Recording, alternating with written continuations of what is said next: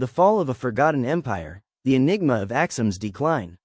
In the highlands of East Africa, where the air is thin and the mountains whisper stories older than memory, stand towering stone obelisks.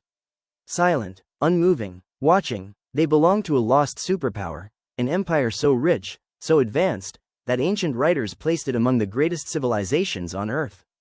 This was the kingdom of Aksum.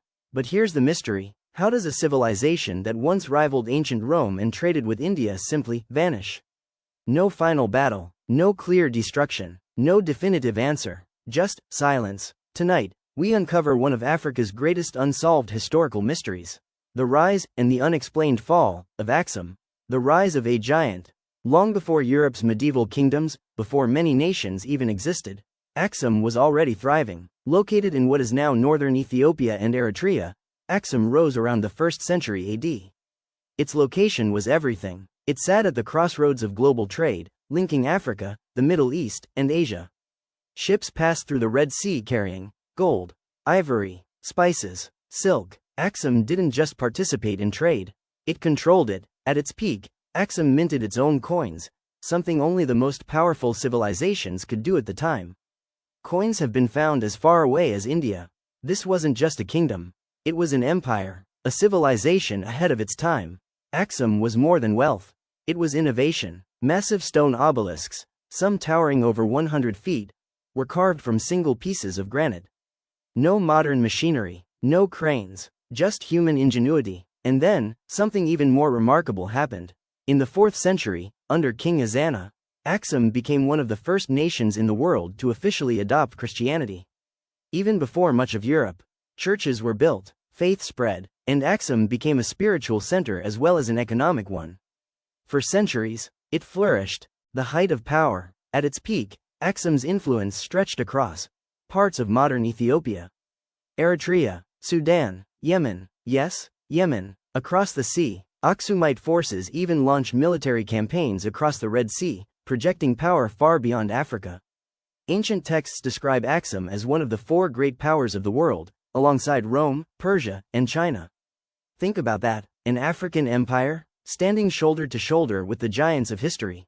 So what could possibly bring it down? The beginning of the end. The fall of Aksum wasn't sudden. It was slow, subtle, almost invisible at first. Trade, the lifeline of the empire, began to shift. New powers emerged, routes changed, and Aksum started to lose its grip. Then came environmental strain. Years of farming without proper soil management may have led to soil exhaustion, deforestation, declining crop yields. The land that once fed an empire was beginning to fail, but that's only part of the story.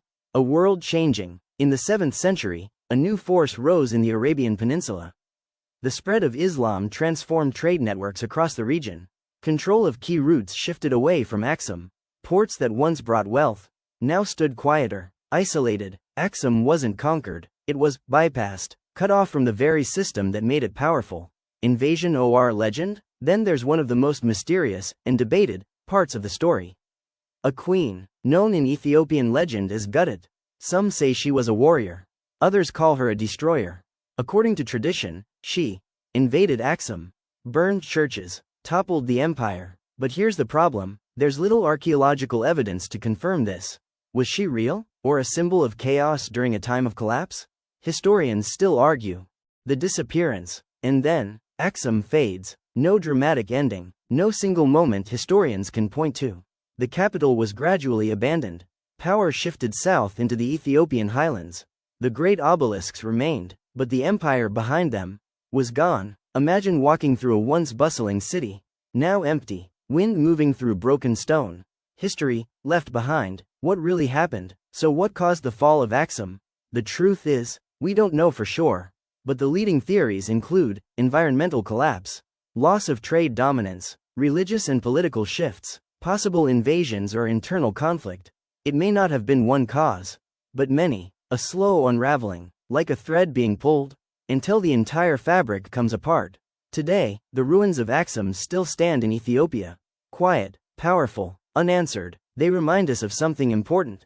Even the greatest empires can fall, not always with a bang, but sometimes with a whisper. And maybe the most haunting part of all is this: Aksum didn't just disappear from the map. It disappeared from memory, until history found it again. If you enjoyed this deep dive into one of history's greatest mysteries, don't forget to like, subscribe, and turn on notifications. Because the past still has secrets left to tell.